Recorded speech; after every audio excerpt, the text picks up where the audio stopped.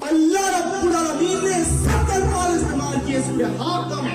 وَلَوْ تَقَوَّلَ عَلَيْنَا بَعْضَ الْأَقَاوِيلِ لَأَخَذْنَا مِنْهُ بِالْيَمِينِ ثُمَّ لَقَطَعْنَا مِنْهُ الْوَتِينَ کہ مومنین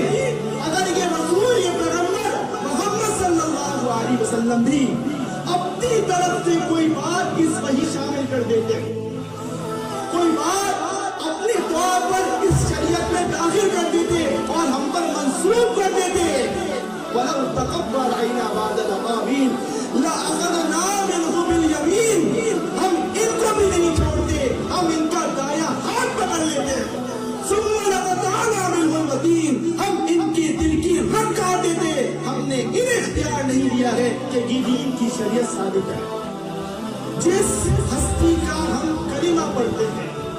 اس ہستی کو اللہ رب العالمین نے بیان کرنے والا بنا کر بھیجا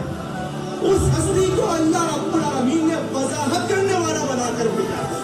اس ہستی کو محض تشریح کرنے والا بنا کر بھیجا ہے قانون ساز شریعت ساز محض اللہ رب العالمین کی ذات ہے کلی طور پر یہ اختیار رب العالمین کا ہے کہ وہ بندوں کے لیے جو چاہے